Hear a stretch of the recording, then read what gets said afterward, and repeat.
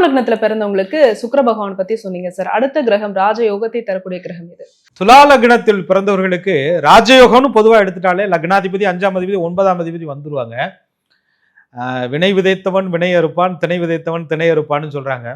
எதையுமே விதைக்கலனால் நான் வந்து அறுப்பையான்னு சனி உட்கார்ந்துருப்பாரு. சனீஸ்வர பகவான் அவரை சொல்றோம். துலாத்துல வந்து உச்சம் பெறக்கூடிய ஒரு கிரகம். அவருடைய தன்மை வந்து பொதுவா எல்லா லக்னங்களுக்குமே அவருடைய அமைப்பு, அவர் விதி கிரகம்னு சொல்றோம், கர்மகாரகன்னு சொல்றோம். உங்களுக்கு அமைந்த வாழ்க்கை, ஆயுள், நீங்க பார்க்கக்கூடிய தொழில், அமையக்கூடிய தொழில், தொழிலால் பெறக்கூடிய லாபம் நஷ்டம் அத்தனையும் பார்த்தீங்கன்னா சனி பகவான் கர்மகாரகன், ஒரு வினைக்கு காரக கிரகம். அவருடைய அமைப்பை நல்லா இருக்கணும். அதில் துலாத்திற்கு சொல்லவா வேணும், அவர் மிகப்பெரிய ஒரு யோகத்தை கையில வச்சிருக்கிறார். 2 யோகத்தை துலா லக்னத்தில் பிறந்தவர்களுக்கு சனி பகவான் கையில வச்சிருக்கிறார். ஒன்னு 4ஆம் இடம் என்று சொல்லக்கூடிய சதுர் கேந்திரம், இன்னொன்னு 5ஆம் இடம் என்று சொல்லக்கூடிய பூர்வ புண்ணியம்.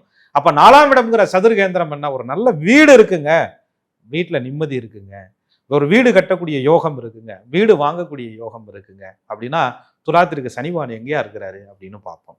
துலாத்திற்கு சனி பகவான் நல்ல அம்சங்களில் இருந்தால் வீடு மட்டும் இல்லைங்க, அசையாத சொத்துக்கள். எங்க தாத்தாவுடைய வீடுங்க, பாரம்பரியமான சொத்துங்க, பாரம்பரியமான புகழுங்க, எங்க தாத்தா பேர்ல தெருவே இருக்குதுங்க, எங்க தாத்தா பேர்ல ஊரே இருக்குதுங்க, இப்படியெல்லாம் நீங்க சொல்றதை கேள்விப்பட்டிருப்பீங்க. அந்த ஒரு நல்ல குடும்பம்னு சொல்றாங்கல்ல, அதெல்லாம் பாத்தீங்கன்னா அந்த துலா லக்னத்தில் பிறந்தவர்களுக்கு சனி பகவான் அம்சமான இடத்துல இருப்பார்.